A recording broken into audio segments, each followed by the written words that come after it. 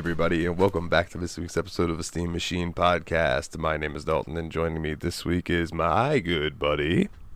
Yo, what's up? It's time for Doom! Oh, I'm Willie, hi.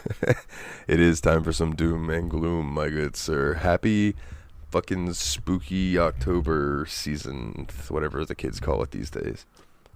Yeah, so it's Spooktober, it is spooky season, it is, I don't know, sweater weather. I think that's a different thing, but it's not sweater weather. It was 77 degrees today. I wore this hoodie all day, and I was like, I want it to be crisp and autumnal, but it is not yet. Yeah, I think it was like 82 here with like a real feel of 87, 88. It was not fun.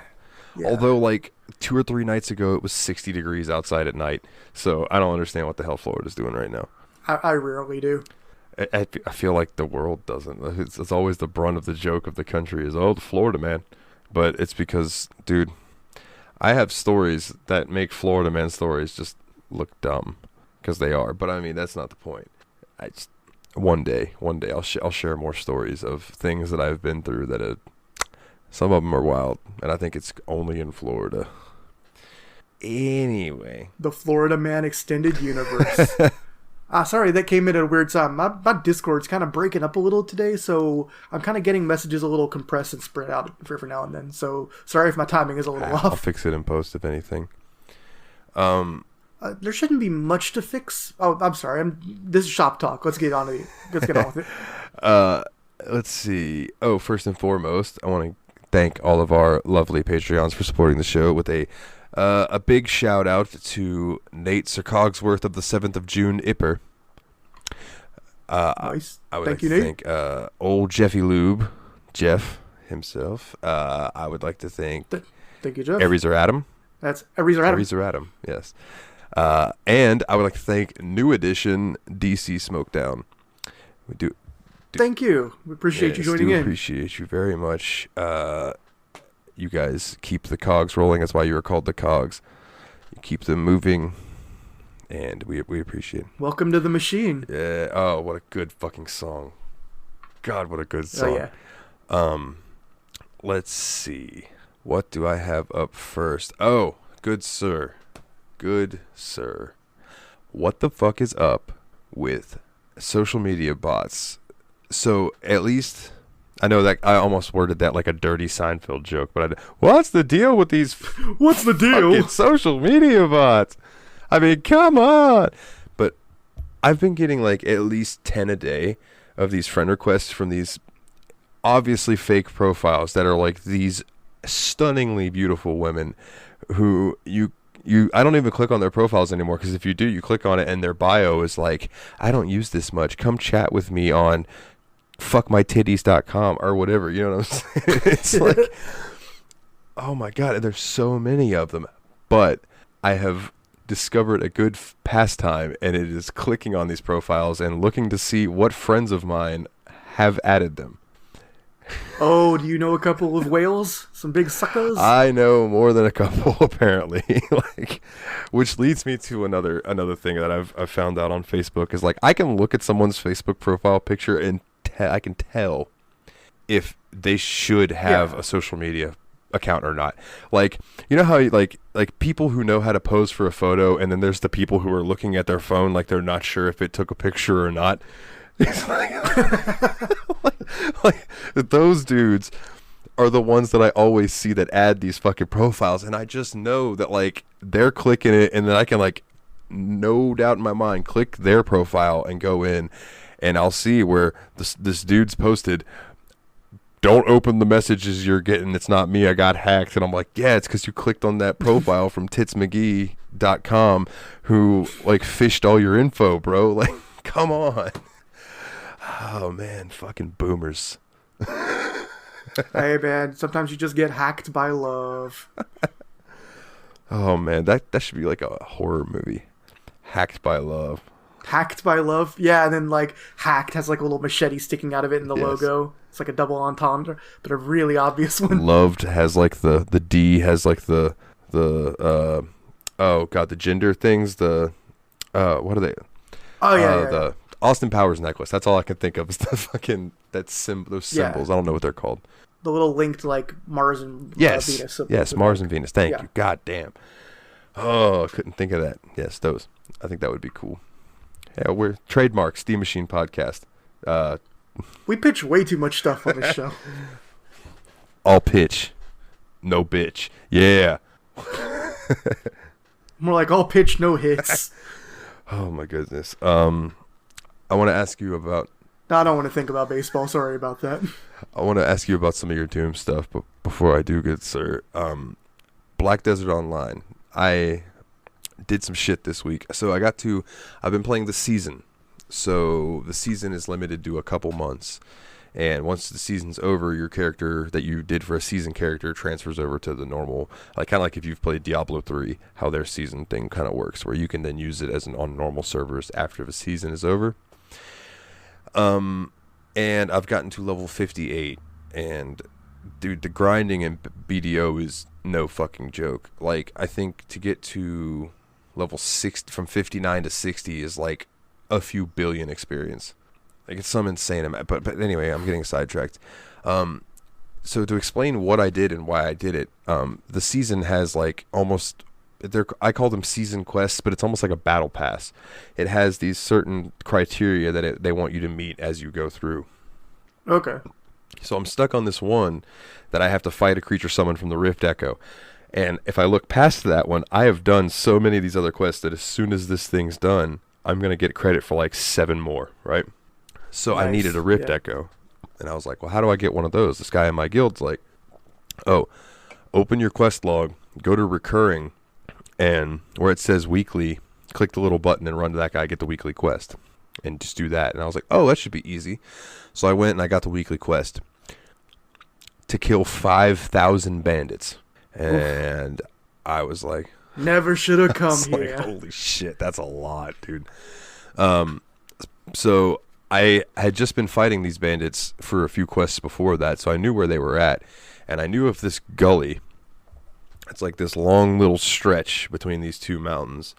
And there's about 100 dudes between the two ends of it.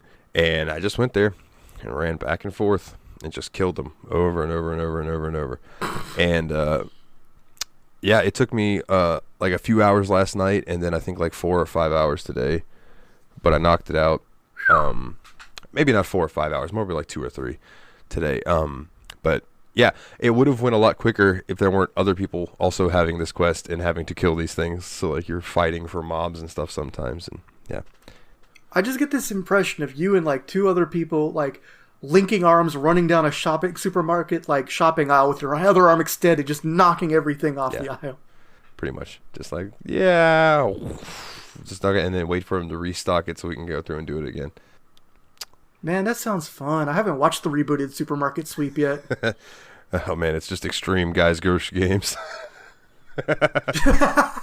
Oh man, guys grocery games for keeps. But other than Doom, like that's what I've been up to, and I did play a little bit more of Trails in the Sky, but that's for next week. So, sir, I do believe that you have been fucking with some of the older Dooms as well, so I would like to hear about some of that.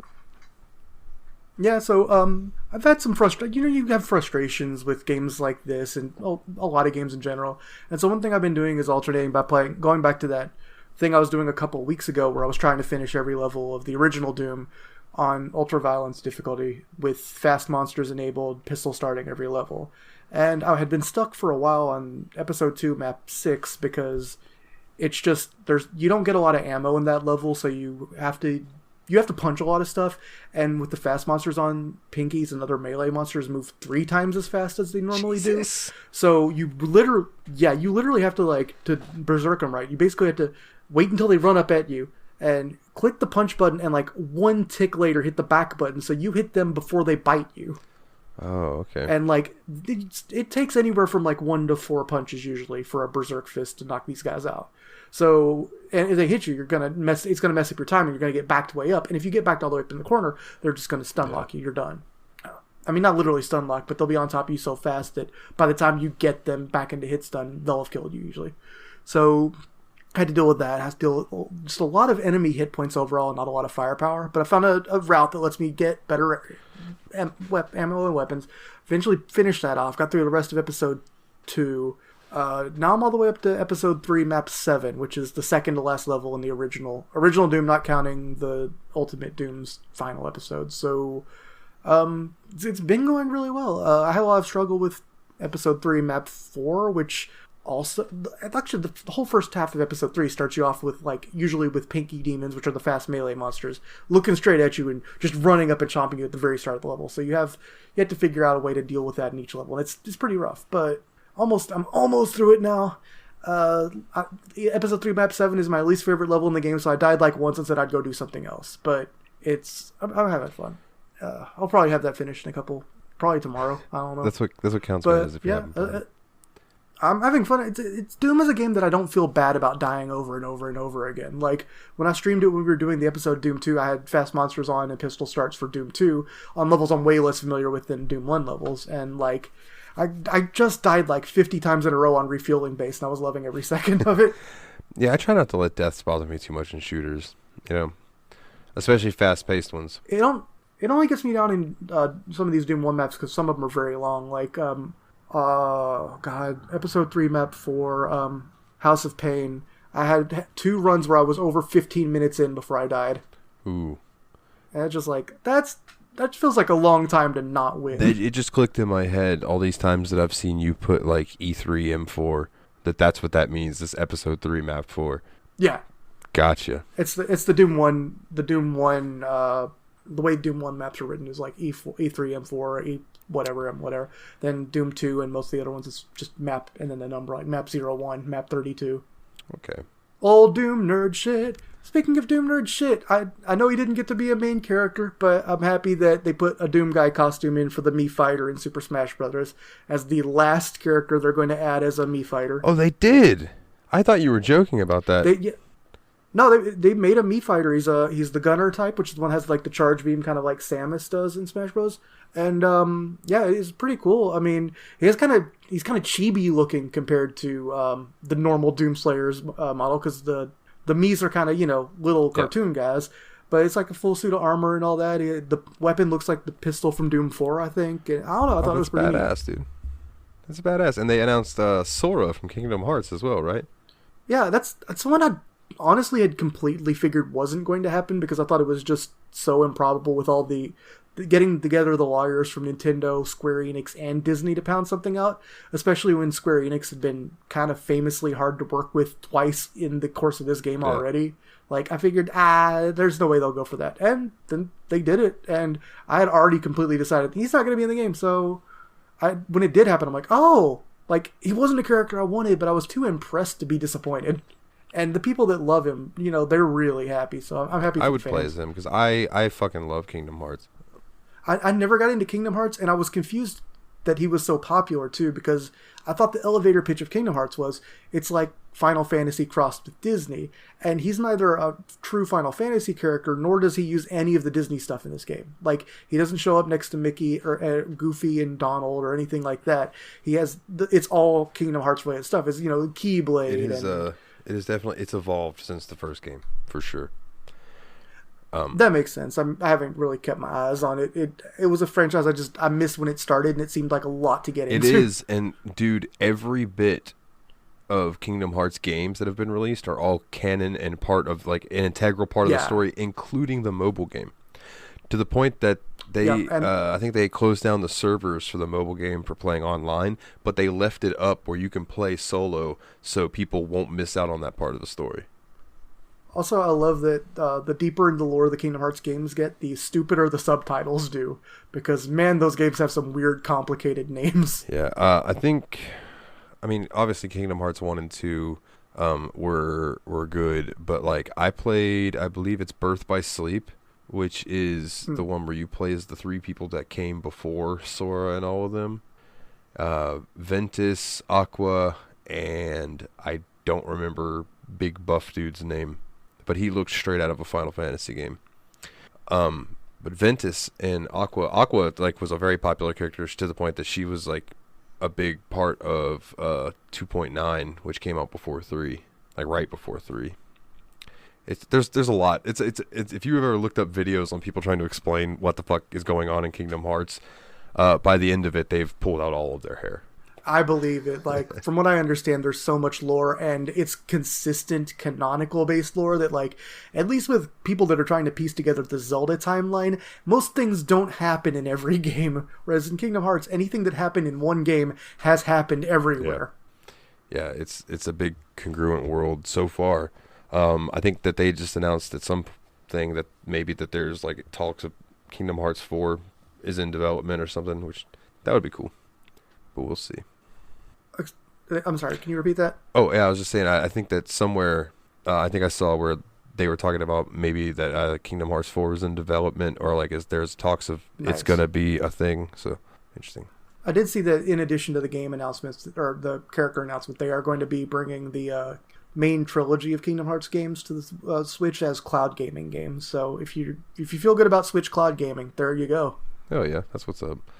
You know, I acquired Kingdom Hearts 3 for PC, and I never did install it and load it up. I need to, though, because I want to see how good it looks, because that game made my fucking PlayStation 4 sweat, because I didn't have a Pro. I just had a regular-ass PlayStation 4, and it wasn't even in a good resolution. It was on this TV that I'm looking at you on right now, and it's just like, it's not a great resolution, whereas like my monitor over here, just 2K, so it at least will be that. And yeah, because that game's really pretty. If there's one thing about Kingdom Hearts 3, I know people had their qualms with it. I personally really enjoyed it. It's fucking gorgeous. I just said that you put me on the low res monitor, man. I know I'm ugly, but Jesus. Yeesh, got him. You know what's funny is I probably should put this over here and my notes over here, because the camera's here on my monitor, but I'm actually looking over here when I talk to you. But I don't know. I do the same thing. I'm looking off to the side because my main screen's where I have the video, so I'm looking at your image while I'm talking, which makes me look like I'm not making eye contact. Then I'm looking at the notes, I'm looking like I'm looking at you. Oh, man. So, sir, it's a good thing this isn't a visual podcast, man. We would be a wreck trying to stream this on Twitch with both of our dumb faces, all three of our dumb faces, maybe four. Me and Ryan tried the whole doing the video version on YouTube, and after like 3 weeks of me putting it up and the views were like 6, 4, 2 and stuff like that, I was just like, oh, this is not worth the effort. Sorry, YouTube. Yeah, if you're planning to do literally any editing whatsoever, especially. Yeah, it was a pain, because it was like Ryan was editing the video, like he was in charge of the video, and whenever it was finished, he would send it to me, and I would just upload it. Well, then his work picked up, so it became I had to edit the video, and it very quickly became I'm just gonna edit the podcast and fuck the video. Yeah, I mean, it's, the show's not called The Steam Machine YouTube. It's true. It's called The Steam Machine Podcast. Hey, he said it. Anyway. That's the title drop. That's the end of the episode. Thanks, everybody. We'll play Doom 2 or Doom 3 next week. Cue the music. Oh, man. Speaking of the show, though, I do believe that we have a segment that we should go ahead and dive into. Unless there's anything else you'd like to touch on. That's a good idea. All right. Then it's as I lovingly refer to it as O-dubs, the obligatory Wikipedia bullshit. Doom 3, which, clarification, we played BFG, but we'll get to that in a second.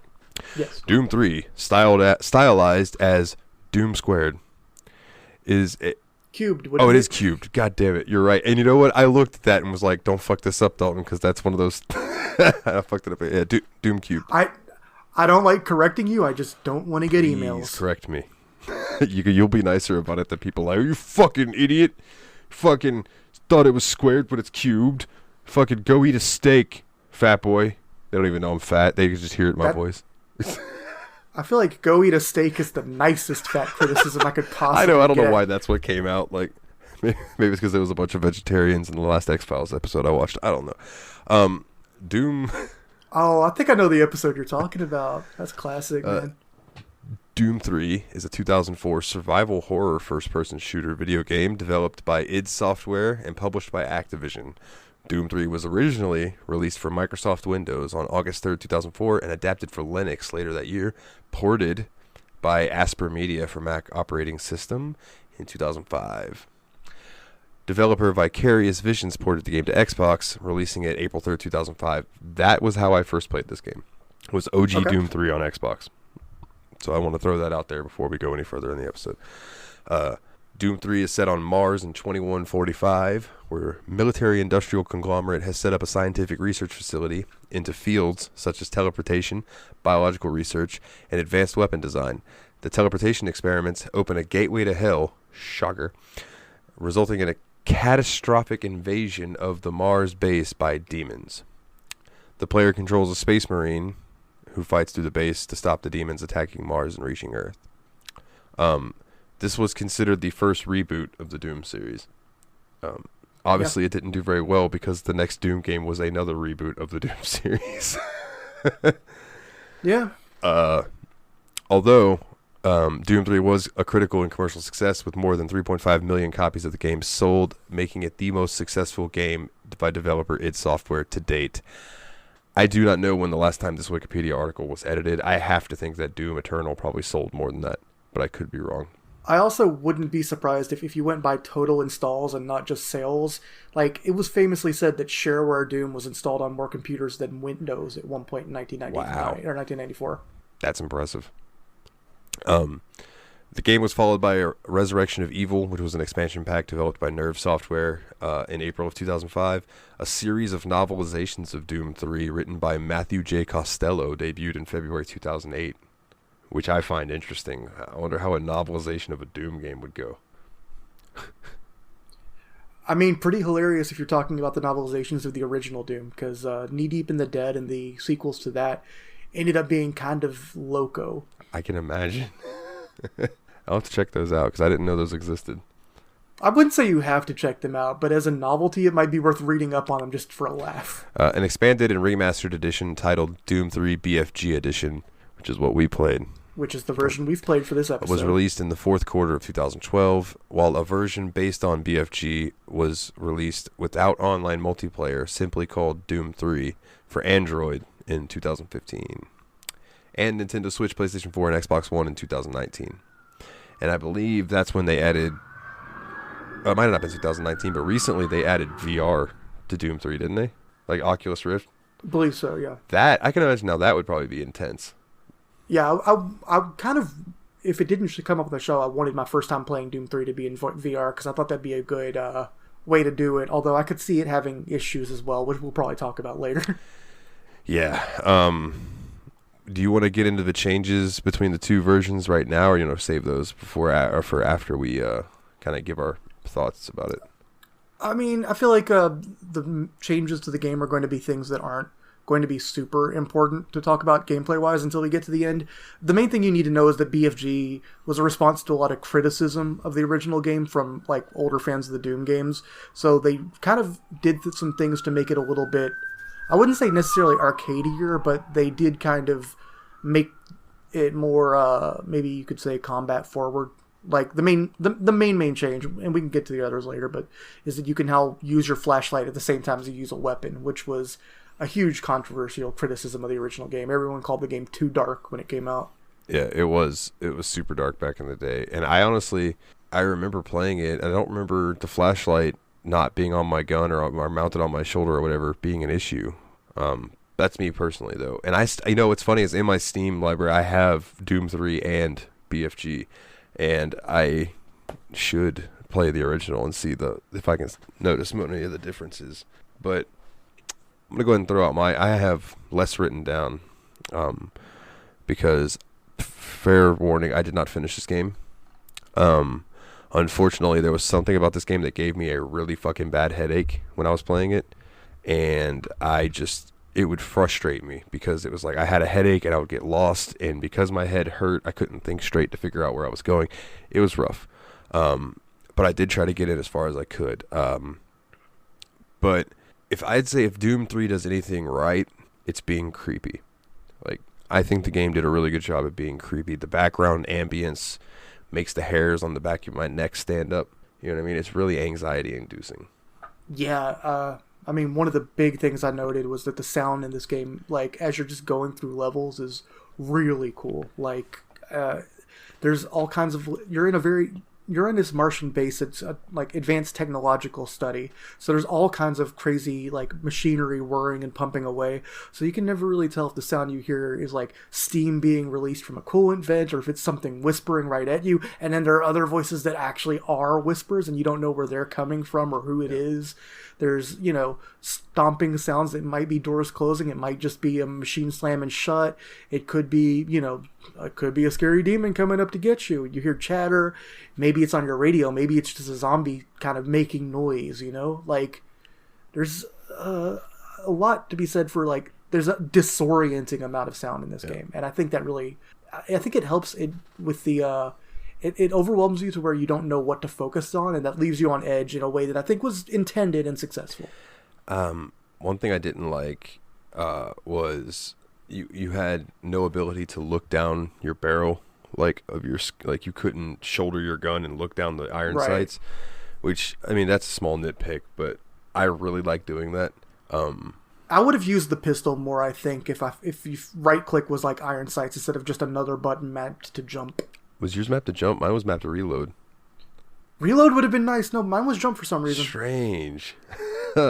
Weird, because I didn't even... Did you fuck with the controls? Because I didn't. No, I used whatever my default settings were. That's weird. The only thing I could think is my install wasn't a Steam one, so maybe... That's possible. You know, the default configuration may have just been slightly different. That's a good possibility.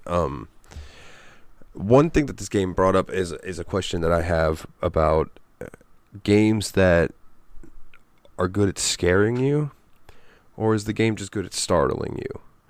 I think this game had more scares than startles, whereas some other horror games really rely on jump scares, and that's my big thing is jump scares. I fucking hate them. Like, I think they're cheap.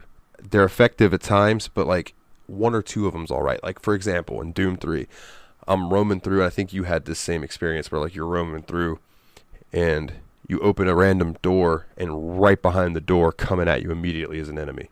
That's startling, but they didn't overuse that.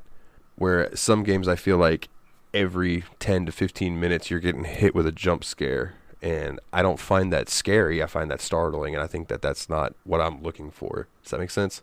Absolutely, and I do think that there were some jump scares to this game, but I think the goal it was going for was atmosphere more than anything else. Like, it kind of was, it wasn't going for startling, it was going for like dread, I think is the word to describe the feeling it was shooting for. Yeah, I did watch, just not to skip ahead too much, but I did watch the end on YouTube because I wanted to see how it wrapped up. And it was the Resurrection of Evil ending that I watched, I think. Well, I didn't do I only did the base campaign. Okay. I didn't play the expansion Resident. So the base campaign ended with like the guys coming in to save Homeboy, and the way that the place looked, I was like, holy shit! Like when they do that final cutscene, it looks way worse than what it was when you were walking around. Like somebody came in before they got there and just threw blood everywhere, because there wasn't that much blood when you were running around. Unless it's supposed to represent... Oh, you haven't got to Delta Labs yet. It does eventually get really gory in the actual facilities. Oh, okay. Okay, well, yeah, in the areas that I were at, I was like, oh, man, it wasn't that bloody. I appreciated it, though. I wondered...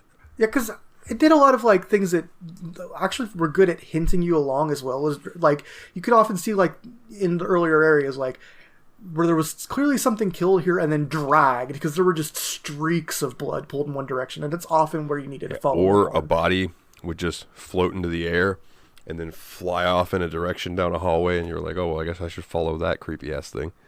Yeah, it didn't... I mean, I guess supernatural is a weird use to describe things that's, like, kind of literally about hell and demons and all that, but I don't think it went so hard on the supernatural, like the telekinetic floating type stuff for the most part. So when it did, I thought it was kind of cool and effective. Agreed. Like, there were tricks that it leaned on too hard, and I'll get to that later, especially when we talk about in-game combat. But I think occasionally it just slowed down and let you get a weird moment that I really thought worked. Yeah, for sure. I know it feels like I'm throwing out a lot of negatives. Like, I do have positives about this game, but I'm trying to get my negatives out of the way. I didn't like that the flashlight was off-center. That bugged the shit out of me. I think that fucked with my eyes a little bit. It might have been part of the reason I got a headache.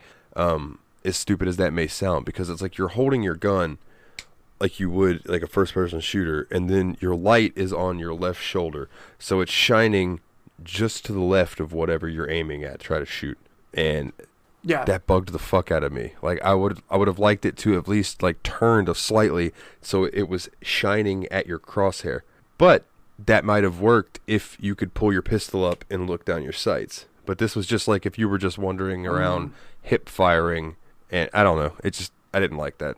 It did seem a little hard to draw a bead sometime, and the off-center flashlight is one of the BFG Edition changes.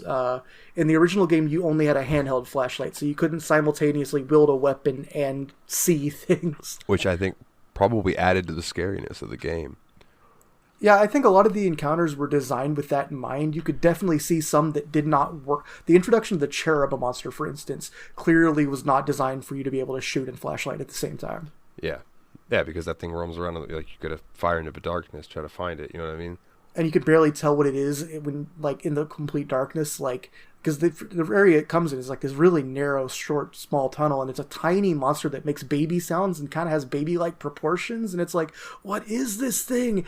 But you could shine your flashlight on it in the BFG edition and kind of figure out it's a creepy baby bug thing. One of the changes in Doom BFG that stuck out to me was a lot of the enemy encounters in the original Doom 3 and Resurrection of Evil got cut in the BFG edition. For example, the encounter with the hellish version of bony zombies in Hell. Yeah, I don't think there were any. There were either none or almost no zombie monsters in Hell in BFG So it's just edition. very strange to me that they would cut content out of an enhanced version, unless they just thought it was bloated. Yeah, I mean, they did some balance-related passes. They added a lot of additional ammunition to the BFG edition. I felt like in the early game, one of the survival horror elements was that you didn't have a lot of ammo at all. Like, I felt very pressed for ammo early on. But by the time you have the machine gun and another rapid-fire gun, like the chain gun or the plasma, I felt like I could always safely pick one of those, move to the other if I was low, and shotgun stuff if I got close. So I was less worried about it. It seemed like it kept me pretty full of ammo. You want to go ahead and talk about the shotgun? Man, at first I loathed that shotgun because it is the most spready shotgun I've ever had in a video game. Like, if you stand literally a human body's distance away from an imp and try to shoot it with a shotgun, it takes 3 hits to kill it, whereas if you're point blank at its chest, it almost always goes down in 1. Yeah. Which to me is odd. And like, yeah, it was way too much. But I know that it's supposed to be a, that kind of shot that scatters or whatever, but there cannot possibly be that much scatter.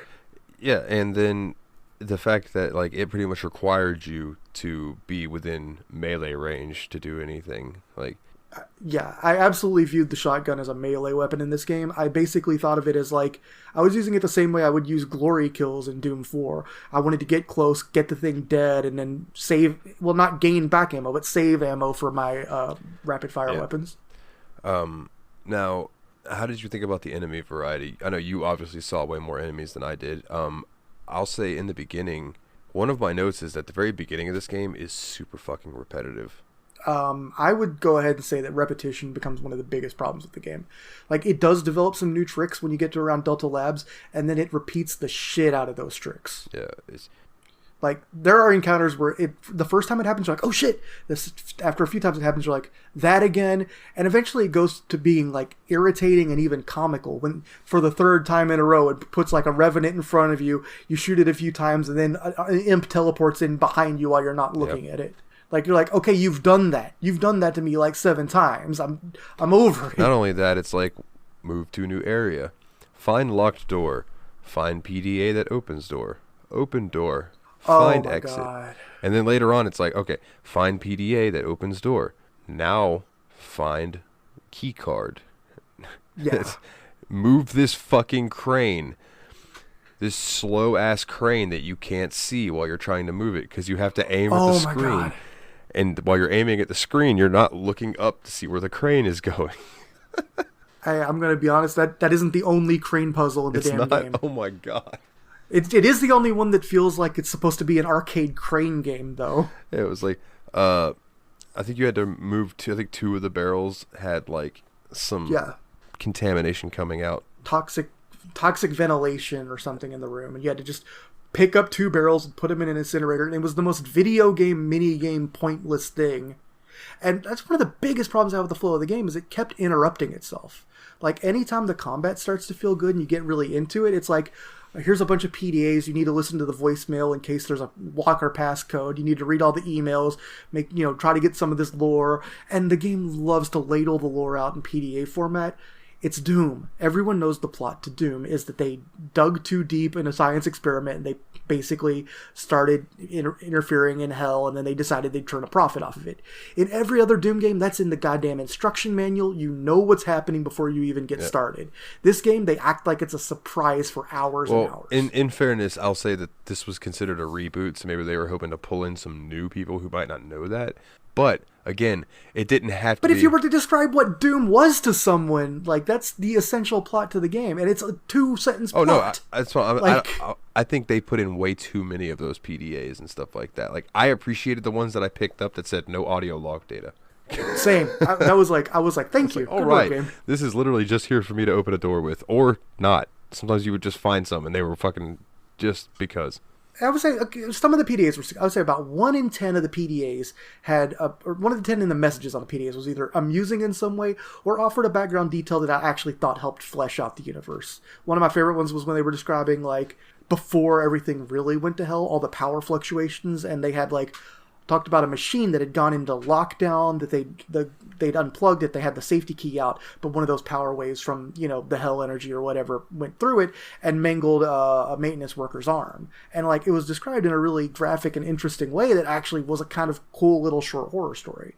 But most of the time it was just like, I'm getting pretty suspicious about that there Dr. Bergtruger. I don't know if the guy whose name is German for liar might be a bad guy. Nine. Nines of us. Oh, man. Yeah, it had a lot of potential. It has a lot of potential. Yeah. One thing that I brought up in the chat, talking with you and Nate about this, was like, I feel like this game could have been really fucking good had it not been a Doom game. And yeah, this is funny. You sent that message in the chat. I had independently said something very similar but slightly different to Nate in a private message. It's just like, I think it would just have, I think the way you said it to me after I said that was like, or even a Doom spinoff, had they not put Doom 3 on it. Yeah. Like, I lost my train of thought. I'm sorry, hold me. What I thought was, if this game had been a game that had been made by an independent developer, was not named after Doom, was a survival horror game that, like, had a lot of influences and references to Doom, so it was, like, obviously inspired by without calling itself Doom, and it did either more with the survival horror elements or more with the action elements, I think you have the potential for, like, a really good game here. Yeah. Like, they called the DLC or the expansion or whatever Resurrection of Evil. They could have called it, like, Resurrection of Evil, a Doom Tale, or like something that would have put it in that storied universe, but didn't give people the expectation of, like, oh fuck, it's another Doom game, like. Because it had been 10 years since Doom 2 at this point. None of the main guys I won't say none of them, that's not true, but John Romero wasn't still working there. They had a lot of the people that were technical workers and artists that were still there, but, like, it had been 10 years since they'd worked on Doom. They'd done Quake for several years, and then other projects, and then this was their grand return. And this was also an engine. It was called the IdTech 4 engine, I want to say, and they wanted to license this engine out to other developers. They wanted it to compete with the Unreal Engine. So, like, this was the big showcase game that they were trying to sell their game engine on, in addition to selling this game. So they wanted to make it all the bells and whistles. They wanted this game to blow up everyone. And it did. It won, like, Best in Show at E3 when they, like, previewed it. Like, they were really impressing people with the technical aspects of the game. It's just, I think the gameplay has problems that suffer because the game has an identity crisis. Now, when I played it in its time, back in 2005, 2006, whatever, on Xbox, bro, this is a good looking game, and it scared the fuck out of me when I was a kid. Like, it did its job, but I think I had a lot more time back then to get lost and things like that, because that's one thing about it too, is that, God, anybody who's a fan of this game, I actually do love this game, and I think that's why I'm able to shit on it. Like, I love the original, at least. BFG, I'll fuck with the field of view. Me and you talked about that. The field of view was weird, and that might have been what was giving me the headache. But the it's not signposted well. I found myself getting lost a lot, and I'd end up having to look at a guide, and it's like, oh, I missed this fucking ladder that's tucked away in this tight little corner that you have to go up, and I never would have seen that shit. Yeah, actually, I had to look up a couple ladders myself. I definitely remember there was one relatively early on where an imp blew off a wall to attack you, and then behind the wall he blew off, there was a ladder you had to turn and face. And I actually backtracked real hard before I came back to that. And that's the spot that made me quit the first night I was playing. I got all the way there. I believe that wholeheartedly. And for one, I didn't realize, like, I walked over to this computer after I had been looking around for like 45 fucking minutes. And I saw where it was like the screen. I could click the screen and it said like save backup data or something like that. And I was like, all right. So I clicked that and it does its thing. And then the screen goes black. Then the wall blows out behind me and there's that fucking imp. So I killed it. And then I'm like, all right, did something happen? So then I went and backtracked all again, spent another 30 minutes looking around, and finally said, fuck this. And I started, and the next day I just looked at a guide and was like, you've got to be kidding me. There's a ladder right in that room where he blew the door off of. And it's like, I never would have thought to look there because there's never anything in those rooms when they do that. Yeah, like you would expect there to be like a fuel cell. You're looking at the ground, you're not looking at the wall. Like there were like 3... Well, not fuel cell. This was Doom 3. So you're expecting, like, some ammo or, like, a medikit or something. And you wouldn't be looking at the wall trying to find the next progress place for a monster closet. And there were, like, 3 ladders in the game that I just completely didn't see. Yeah, I just feel like it could have been signposted a little better. Like we did talk about... And I feel like a lot of the hallway areas, like, there's a lot of places that are office and corridor and lobby and office and lobby and office and corridor and office and corridor and lobby and office and office and corridor. It's all very cramped. Storage area. Very cramped. There were certain times where I was going through... I have this weird thing where, like, even when I'm playing a game and I'm underwater, like, I feel like it's weird to breathe because I feel like I should be holding my breath because I'm underwater. And I had that same feeling when I was walking through these tight fucking corridors. So I don't know if maybe I've got claustrophobia and I just don't know it. But it was... The game felt too condensed for me, although I know that you were making your way around labs and hallways and corridors, like you said, never-ending fucking corridors. But I mean, it would have helped if the facilities were changed up a bit more early on, because like the first entire half of the game takes place in various science labs and offices. They all look the same, which makes sense. But they're very, very, like, eventually when you get to the Delta labs, you start getting some more, like, weird fleshy growths on the wall. That was cool. Like the walls start being... Yeah, and monsters, you start to see stuff like stuff written on the walls in blood and just blood-soaked areas, and then it gets to be more corrupt over the course of it, and then finally you get close to the hell portal, and everything is a lot freakier at that area. Like, the atmosphere really cranks up at that point, but it's been so long trying to earn that I think you could have cut about half of the game before you get to hell. Like... Maybe 15 minutes of the first 2 hours should have been in this game. Yeah, for sure. And dude, the one point that I got to where I was like, all right, I'm done. Did they have to put in demon mutant spiders? Like, was that necessary? I fucking hate spiders, bro. Like, I really do. I do not like them. And when it was like they just kept coming and kept coming and kept coming and kept coming, I was like, oh my god. Why is spiders a thing in every video game? I don't understand. It's like... It's a The Thing reference. They even had the same kind of angular legs that the Thing spider had in The Thing. I guess that's fair. And the head even kind of turns upside down sometimes when they attack. Like, I guarantee that was just an homage to The Thing. Me out. Well, it did its job. I mean, at least it was a popcorn enemy. Like, that was like... You basically shot it 3 times and it was busted. But it was a nasty little thing, and he'd come out from vents and through the walls sometimes, and that was pretty successfully creepy. I thought some of the new monsters they added to the game that weren't just Doom 1, Doom 2 monster reskins, I think some of those were pretty good. I really hated what they did with some of the old Doom monsters. Please, Imps and Hell Knights looked great. Cacodemons, they kept the floating orb part, but not the big giant eye, and it's like, it almost seemed like a lot of this game, the aesthetic of it, the Lost Souls too, instead of a flaming skull, it's a flaming disembodied zombie head. And it's like, I felt like a lot of this game felt like when they were making it, they're like, well, it's 2004 now. It's not 1994. People don't want to see stuff that looks like 1990s metal album covers and 1980s horror movies anymore.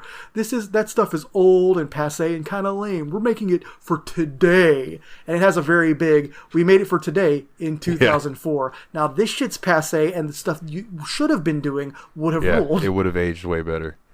There's a lot of flavor of the week feeling effects that remind me of like the kind of horror movies, like all the very sallow, like all the monsters have very sallow skin no matter what. Like the imp and the archvile have the exact same body texture. It's actually kind of hard to tell them apart at first until they start to attack. You know what cracks me up with some games, and this is kind of off topic but kind of on topic, is that like some games do stuff like that where they're like, man, all that stuff is passé. We're going to do this new, cool, type thing. And then 10 years later, no one's fucking talking about whatever that game was, but they're still talking about the shit that was quote unquote passé. You know what I mean? It's exactly. Wild to me. I think that's one of the strengths of Doom 2016, Doom 4, compared to this game, Doom 3, is this Doom 3 felt like it wanted to modernize and reboot Doom for a new audience. Doom 2016 was like, hey, y'all remember how much fun Doom was? What if we use today's technology to make that same kind of fun?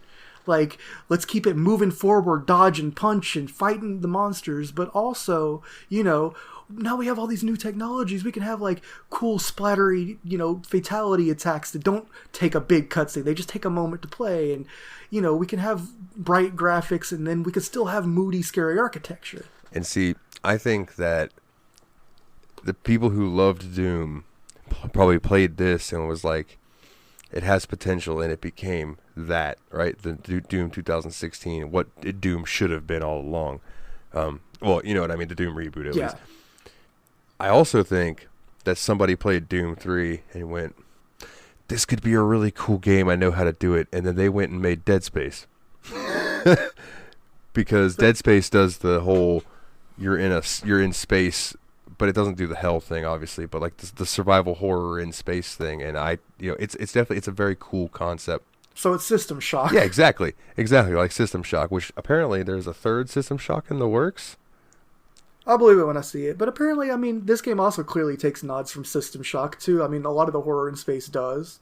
I think System Shock came out before 2004, right? Yeah, the first System Shock was 90s. I was gonna say that game's way too janky to be any later than it was. First one's early 90s, not early 90s, but I think mid 90s, if I remember right. Yeah, that sounds about right. Those are two games that I own and I need to play, but I've never played them. System Shock. Speaking of comparisons to Doom 3 and Doom 4, one thing that both of those games do that I thought was kind of corny and cheesy in both of them is both of the games involve you pursuing someone, right? And every so often in both games, you'll walk through a door and you'll see like a glass window that you can't get through, and you'll see that guy just zooming away, looking at you and whatever, and then leaving like, oh, you can't catch me. I feel like that is so corny, like they keep repeating it in both games. Yeah, kind of. Like Olivia Pierce kept doing that in Doom 4, and everyone that you're chasing down, the Team Bravo kind of does that. The lawyer guy and his bodyguard do that. I think towards the end of the game, Petruger starts doing that. Although he also like telepathically taunts you because he's become demonic at that point, and that kind of actually does work. Oh man! On the topic of mid 2000s, the 00s in general, did anyone make a video game with good boss fights in that time period? Because I feel like every boss fight in the 00s was the most obligatory bullshit, and this game was no exception. Like, did you fought the spider boss? No. I know. I was on my way to that, though, because that was the area. There were spider webs everywhere where I was going. Okay. Almost all the bosses of this game are that exact same video game boss, where it's like, you have to do something 3 times so you can attack the enemy, and then you have to attack it 3 times, repeat that pattern 3 times so you can destroy it. And, like, every boss except the spider boss was like that. The spider boss was just lame. But, like, you made 4 boss fights, and all of them are pretty much just, like, stuff we haven't really iterated on since Sonic the Hedgehog. Now, are we talking strictly not RPG games? Because I like the boss fights in...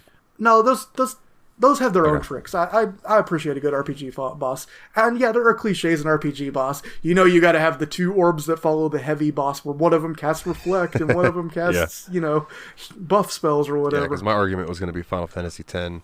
But yeah, that you're right. That's different. Yeah, sure. 10 had some really memorable boss fights. I remember getting wrecked by Unaleska really hard. Yeah, dude. I remember the first time I tried to get the Magus sisters. Whoo! Yeah. Oh boy. And the entire arena, which was basically post-game super bosses. Like, all of that was really cool. Speaking of super bosses, I know this is random. We've talked about this probably, but you know the super boss in 15, right? No. I don't really know anything about 15 except for that it's the road trip in a car game that I want to play. Well, this isn't too much of a spoiler because you can't do this till way, way late in the game. And I won't tell you where it's at. But there's a certain mountain that ends up standing up. And it's a giant adamantoise. It's the size of a fucking mountain. And you have to fight it. And it's got some ridiculous amount of health. It takes hours to beat it. But I always thought that was cool. That like you're just driving and all of a sudden this mountain that you guys are looking at just gets up. You're like, oh fuck. Damn, that's intense. But yeah, back to Doom.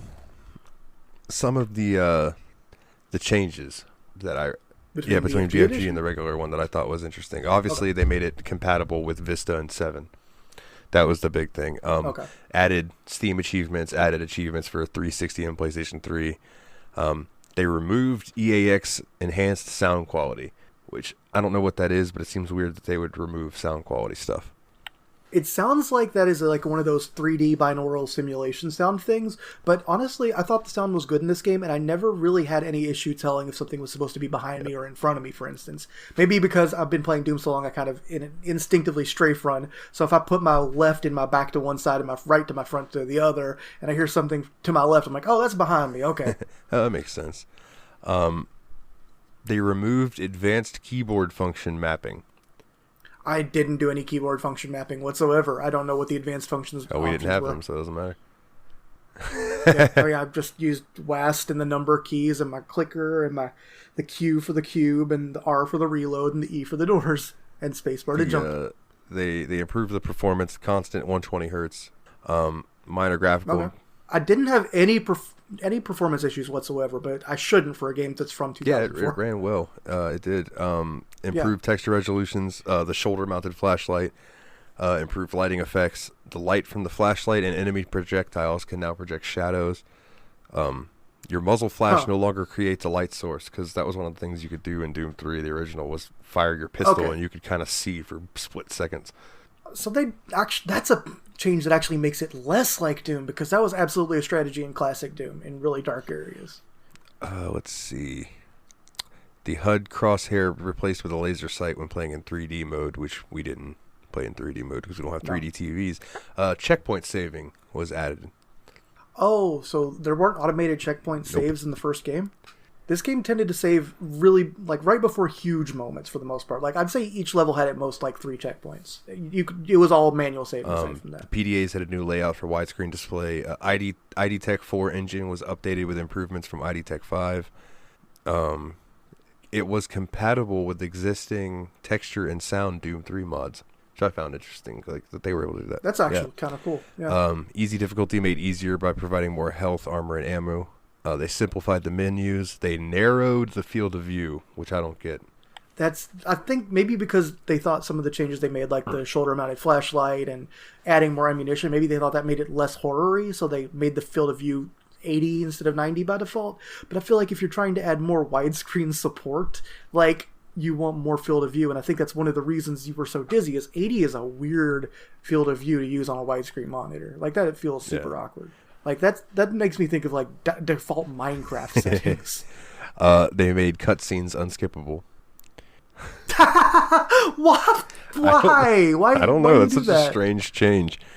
They did do that. They did do that, though, because the only time I actually died in combat other than falling off of stuff was to the final boss, and I sure had to watch myself walk out from underneath the final boss about 6 times because I got stepped on him. He wasn't hard. I'm just dumb and got too close. The arcade games Sarge's Big Game Hunt and Martian Buddy Blaster and Resurrection of Evil are replaced with Super Turbo Turkey Puncher 3.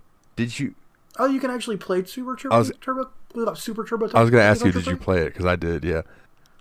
I didn't know that all the machines I saw were broken or something. There must have been a playable one. In the very beginning, when you're walking around, I wandered into the little kitchen area, and there was one working.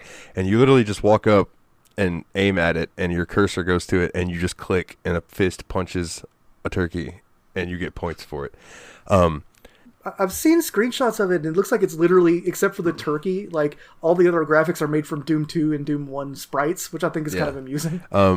Like it's the classic fist and all that. Which is the secret BFG 9000 tied to the Martian Buddy Blaster game was removed because obviously that game was removed. So okay, that's a Resurrection of Evil thing. So I guess I never. Yeah. Seen that. Let's see. Oh, the other changes were made to Doom 1 and 2. Okay, so one of the things about the BFG edition was it came packaged with re-released versions of Doom 1 and 2 made by Nerve Software. I know that, and I do know they had to make some changes because, it'd been...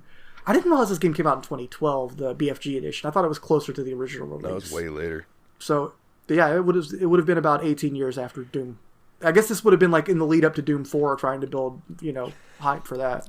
So it included No Rest for the Living, which you said is a mod pack, right?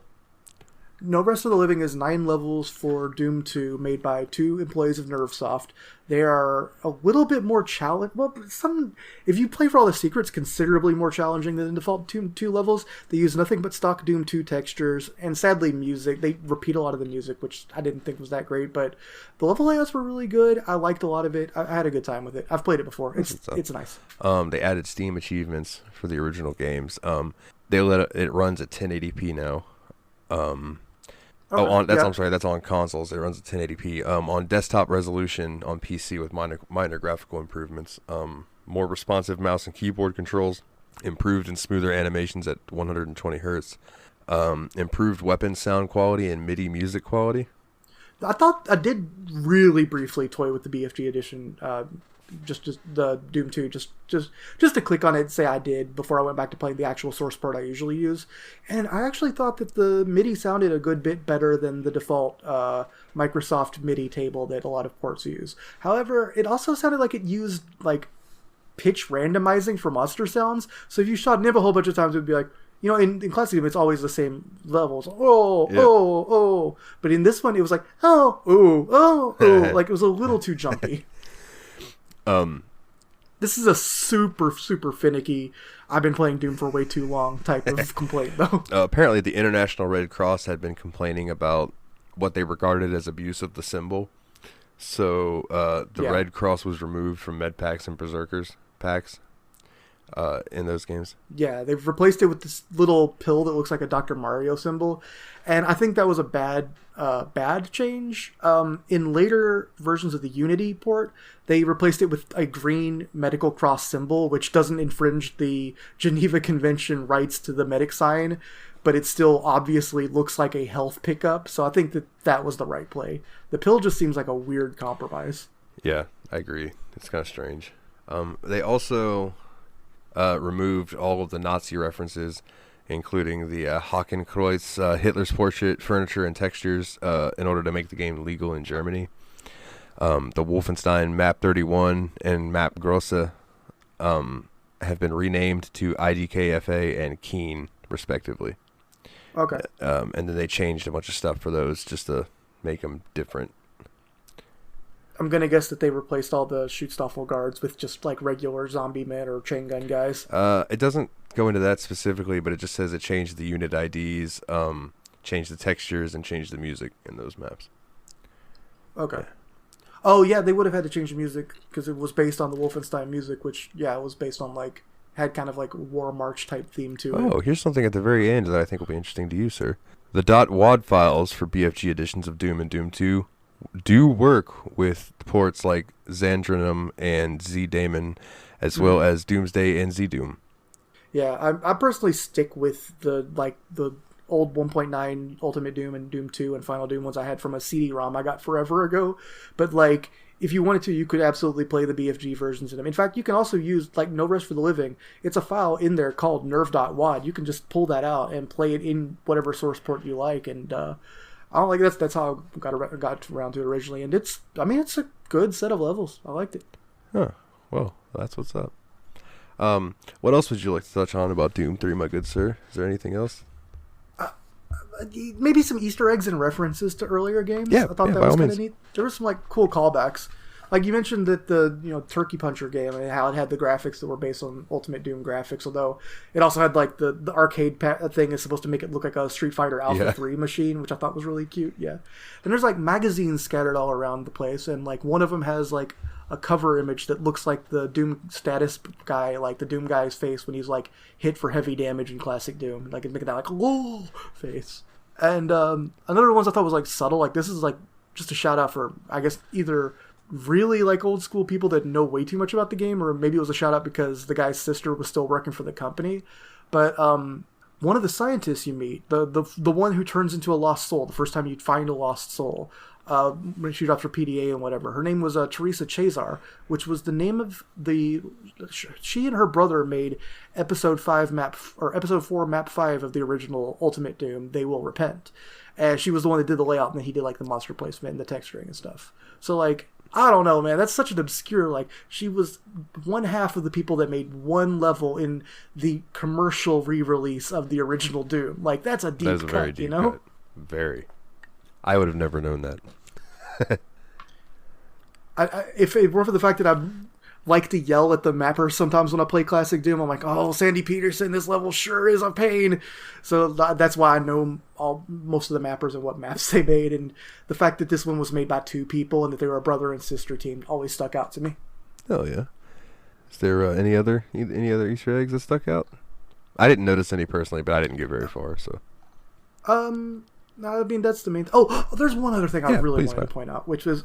we've been bagging on the cramped layouts through most of the game.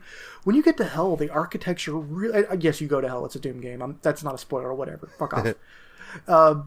When you get there, the text... like, everything becomes huge in scope, and there's, like, massive buildings. Everything's made of, like, bricks and bones and, like, lava and flesh, and sometimes there's like stones just floating over the void you have to move between and all that.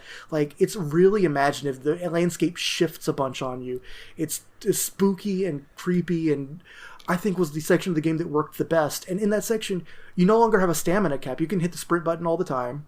You only get the weapons from the original Doom, which I think is wild. You only get the chainsaw, pistol, fist, shotgun, chain gun, but not the machine gun, rocket launcher, BFG, and plasma gun.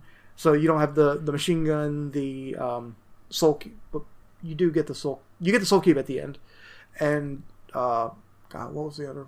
There's another weapon that's unique to this game. I've already forgot. Oh, hand grenades. You don't get the hand grenades. Speaking of, they were fucking wonky. Like, you could throw those things, they would bounce all over the place. I never knew how to predict what the trajectory of a hand grenade was, so for most of the game's combat, my goal was just take the biggest rapid-fire weapon I have that's not low on ammo, shoot it at everything unless it gets close to me, then switch to the shotgun and blast at that point. And like, that works on every tier of it. Now, again, if you see like an Archvile or a Hell Knight, maybe you want to pull out the rocket launcher or BFG for those guys. But all the common enemies... there was no need to get any trickier than that. Like, even a Hell Knight could be brought down with 1 clip's worth of plasma ammo for the most part. Yeah. What would be your rating for this game? I know you said that it would be very hard for you to pick a number. Did you ever come around to one? Okay, so all this time I was vacillating between a lot of different numbers based on how much this game annoyed the shit out of me, especially repeating its tricks over and over and over again. Like, the parts I'm gushing about were really good, and if it was just that either the best of the horror, the best of the landscape, a lot of the environments, especially later on, are really cool. The atmosphere when you get to the corrupted version of basically the Mars base after you've been through Hell is ridiculously cool. It's like what the Shores of Hell from the original Doom should have looked like. And I'm saying that as someone who really liked the Shores of Hell in the original Doom. Like, that was really incredible. It's one of the things that justifies the reboot, remake type idea. But when you walk into a room and you don't see any monsters at first, and then you hear a little whisper in your ear, and the summoning, the monster whisper, always sounded to me like a little voice was saying, pistachios, which is not the scariest word I've ever heard. Yeah, I mean, it started to crack me up. I was like, oh, here come pistachios. Love it. How do they know I have a nut allergy? But, Oh no. I can't handle these nuts, please, Mr. Doom. No, not the nuts. Anything but the nuts. But you'd walk into a room and you wouldn't see a monster for a moment. Then you'd hear like a zombie or something. You'd come after the zombie and you'd start shooting it. And you'd hear right behind you would be an imp teleport. And on the other side would be an imp teleport in. And then maybe you would teleport in a bigger monster. And it was like the same thing. You're dealing with the same couple of monsters, the couple of patterns, usually small numbers in really similar looking areas. Like the combat scenarios got really played out really early on. And all the cool jumping in just lost the scare, lost the anxiety. And it just started to irritate me. But I can't just judge this game on do I like it as a Doom game. I have to judge it on how did I feel about it as a game. And it's not the worst game I've ever finished for this podcast. That's for damn sure. Like, I don't think I can give it under a 5 because I didn't finish it out of spite. I finished it because I wanted to see what happened. And so there was a part of me that wanted to give it a 3.5 because there's a huge, oh, please element to some of what it does. Yeah. I think I'm going to give it a 5.5 with the understanding that I think there are 2 8 out of 10 games that are fighting to be the game that this game is, and both of them keep getting in each other's way like two people trying to walk through the same door at the same time. I originally gave this game a 4, and then I think that's bumped it reasonable. up after considering it and like sitting back. I watched some videos on people who like were playing through, and like watching these little videos and stuff didn't give me a headache, so I got to see a little more of the game itself, and I bumped it up to a 5.5. So we agree. I like it. I think that seems fair. I mean, I really think if you got to look at some of the like lab areas before and after you go to hell, especially like right before and after, like there was some really cool stuff that didn't look exactly the same as all the labs in the beginning of the game. The second half of the game really kicks the hell out. I will say that I did watch the final battle of Resurrection of Evil, and you do get to kill that weird thing that they show at the cliffhanger ending of the original Doom 3. The scientist that you're looking for ends up turning into this big like demon dragon thing where his face is the thing's tongue, and it's very Doom looking. It's like a very evil looking enemy, and that's what you end up. That's the final boss of Resurrection of Evil. Okay, that makes a lot of sense to me. I mean, I don't think it's too big of a spoiler for me to tell everybody that the final boss of regular Doom 3 and the BFG Edition, the main campaign, is a cyber demon, and the only way you can defeat it, as is hinted to you for the entire last half of the game, is to use the alien artifact called the Soul Cube. So it's a neat weapon, actually. It feeds on the souls of enemies you killed, so if you can only use it after you've killed 5 enemies, and then you can throw it at anything, and whatever it hits, it'll one-shot anything up to a boss monster, and it fills your health back to 100 because you sucked the soul out. But you have to do that like 5 times against a cyber demon because it's a video game boss. So of course you have to kill 5 enemies, then hit it with the thing and repeat 5 times because it's a video game boss. And I got stepped on a few times because it's in a big circular area, and I kind of tried to run right underneath it instead of just running around in circles over and over waiting for monsters to spawn. Oh man, but yeah, dude, I mean, honestly, if you like survival horror type stuff, I recommend it. Just don't go into it expecting it to be a balls to the wall Doom game. Yeah, I mean, it's a survival horror game with promise and problems, and it's a Doom game with promise and problems. I don't think it pulls off all of its promise, but when it's at its best doing either horror or action, I think it does both of those at its peak well, and I think that it's a visual treat, man. A lot of the graphical stuff, like the environments, especially, again, once stuff gets corrupted, you can tell that that's where a lot of the heart and soul went into making sure that the engine could render all that stuff. Yeah, absolutely.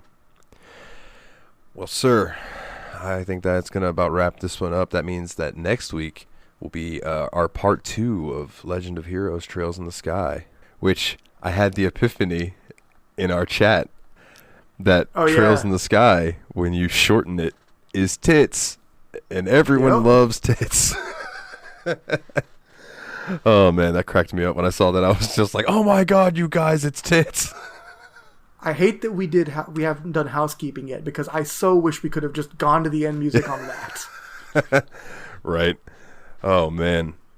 Well, the housekeeping, good call, because that is a good segue into we appreciate. I mean, it could be worse. Sometimes we forget things. I don't think we gave a grade to one of the games we played over the last month. That's a possibility. Did we grade Battle Chef Brigade? I don't remember. I don't think we did. I think we missed grading Battle Chef Brigade. Yeah, I honestly think. No, Nate. I remember because Nate gave it he was the only guy to give it up. Less than 5. That's right. It was the game before that. What did we do before Battle Chef? Oh, that would have been. Wait, I think we may have never put an actual number on Fallout. That's a possibility. No, that can't be. That Well, you might be can't thinking right? we didn't do a rating at the end of the first Legend of Heroes episode because when No, that's not the one. It was all three Then I of us don't for know. sure. Well, it doesn't matter. Illustrious listeners, listen to all of our podcasts again, so we get more ad revenue that we don't get because we don't run any ads on our show. Speaking of, Hey, mattresses. since we get at don't me. run ads on the show, if you would like to head over to patreon.com/the Steam Machine Podcast, we would like any financial support that you would like to throw at us. It goes back into the show, or helps one of us pay bills. Just depends on the month. It means a lot, and we appreciate it. You can donate $1, and you get the episodes early. You get to hear our little bullshit Patreon talk before we start the episode. Usually, that's about wrestling or food or movies, comics, shows, just things that usually aren't video game related. But if you like to hear us banter, then that's more banter for your buck. Literally for your buck. And if you want your shout out by name, that is just a $10 donation per month, and you will get a shout out on every episode by name, like the ones that we named earlier, but I'm going to name them again just to prove the point. We have Nate, who I call Sir Cogsworth of the 7th of June Ipper. We have Cog. Old Jeffy Lube. We got Eraser Adam, and we have DC Smokedown. Yeah, I told you, man. Thank y'all again. I'm leaning so into much. that Eraser Adam thing. Like, I don't know why. I really don't know why I'm leaning into that so hard, but I am. So yeah, you can go to the patreon.com/Steam Machine Podcast. Toss us $1 and get your episodes ad free and early. Even though you can get them not early and they'll still be ad free. You know what I mean. Other than that, come join. Hey, wait! Don't promise ad-free episodes, because if someone comes up to us and asks us to sell out, I'm telling you yes. Fucking listen, if you ever download a show and we're like, and this episode is sponsored by Raid Shadow Legends, like, do not be surprised, because I'll take that. Yeah, we'll take that money all day. Don't say the brand name. Don't do it for free. You're giving the cow away. That's true. Everybody gets one. Was it Spider-Man? Everybody gets one. That's right. Everybody gets one. That's right, Peter. If you come join the Discord, you can chat with us about video games. We got the ever-growing community. It's really cool to see like new people pop in, or people who have joined and then they don't really talk much, but then they'll decide to pop up and chat every now and then. I feel like it's been a good amount more active lately. It's been really nice. I agree. Like, there's been a pretty good amount of daily chat in there. It's not overwhelming to keep up with, but there's always something new going on. It warms my heart to see conversation going on. Like when I wake up and I'm like, I didn't start this conversation, but people are talking. This is wonderful. You know what I mean? It's really cool. And if you want to join the Discord, you can do bit.ly/TSMP Discord, and that is all caps. Just TSMP Discord, all caps. And that will take you to a link where you can click that little linky link, and it'll bring you into the Discord, and you can then chat with us about video games, food, movies, whatever you want to do. You can also vote on what games are going to be coming up for the show. We do the vote thing, although I do want to start choosing some games here and there, because there are just certain games that I would like to play, and I'm sure you have certain games that you would like to play, which is why we do the once a month, one of us picks a game, if it lines up. Oh, I should point out that Doom 3 was my pick for our interrupt, so that one was on me. So, that was my my game. I picked it because I wanted to play Doom, and I wanted us to do a spooky game for Halloween. So, next time I pick a game, we're going to play a good Doom game. Well, there you go. Little foreshadowing there for you folks. Well, I'm just saying it's still on the menu. It might not be Doom next time. There's actually something else I was almost picked for my game, so I'll probably do that next time. Well, now I'm intrigued, but don't tell me. I want it to be a surprise. All I can say is it is on the list. Oh, that narrows it down. I mean, in the spectrum of things, it does, but when it comes to like the spectrum of the list, that narrows it none for me. Yeah. And if you want to come check out our website that I did a little ditty and made up, it's bit.ly/the Steam Machine Podcast. And the only thing with that link, because Bitly links are case sensitive, every word has a capital letter at the beginning. So capital T, capital S. T, capital S, capital M, capital P for the Steam Machine Podcast, and that'll take you to the website. The website's got links to like everything. But in case you don't feel like doing that, the only other link that I can think of that's on there that I haven't already told you about is the merch link, which is tsmpproductions.threadless.com. You can go get you a cool ass like Steam Machine podcast shirt. Rock the merch, rep your boys. You know, that old chestnut. Threadless is high quality, man. Other than that, I got 2 recommendations for people. There's a podcast called Damn Chocobo that I love. It's a Final Fantasy game podcast.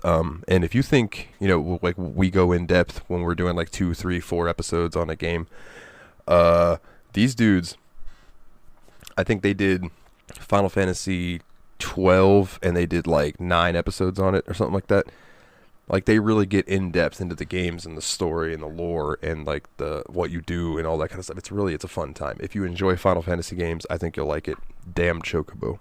My other recommendation, they do not need my recommendation because they're a pretty big YouTube channel, but like I love GameSack is what they're called.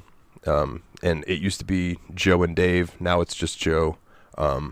Fantastic. I know, you know, Willie, you and I have talked about how YouTubers can do skits and they get really annoying and they seem really self-serving.